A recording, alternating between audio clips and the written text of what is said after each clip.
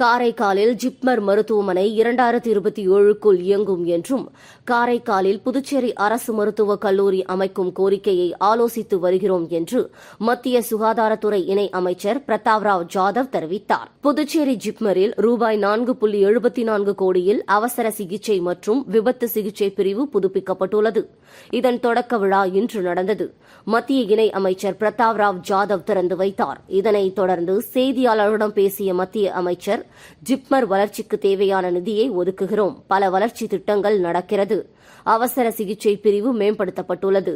பல பிரிவுகளில் வசதிகள் மேம்படுத்தப்பட்டுள்ளது. புதிய கட்டுமானங்கள் தொடர்பாக ஆய்வு செய்ய உள்ளோம். அதை உரிய காலத்துக்குள் செயல்படுத்தவும் அறிவுறுத்துவோம். நடப்பாண்டு 1450 கோடி ரூபாய்க்கு ஜிப்மருக்கு ஒதுக்கீடு செய்யப்பட்டுள்ளது. பல மேம்பாட்டு திட்டப் பணிகள் நடக்கிறது. காரைக்காலில் ஜிப்மர் மருத்துவமனை வரும் 2027 ஜூன் மாதத்துக்குள் இயங்கத் தொடங்கும் என கூறினார். இங்கு 470 படுக்கை வசதிகள் அமையும். இதற்கான அனைத்து நிதியும் மத்திய அரசு இடஒதுக்கீட்டில் நடக்கிறது. காரைக்காலில் புதுச்சேரி அரசு மருத்துவக் கல்லூரி அமைக்க கோரிக்கை வைத்துள்ளது. சுகாதாரத்துறைக்கு வந்ததிலிருந்து அதை ஆலோசித்து வருகிறோம் என்றார். இந்த விழாவுக்கு துணைநிலை ஆளுநர் கைலாஷ்நாதன் முன்னிலை வகித்தார். முதல்வர் ரங்கசாமி தலைமை வகித்தார். விழாவில் பேரவைத் தலைவர் செல்வம், செல்வகணபதி MP, ஆறுமுகம் MLA உட்பட பலர் கலந்து கொண்டனர்.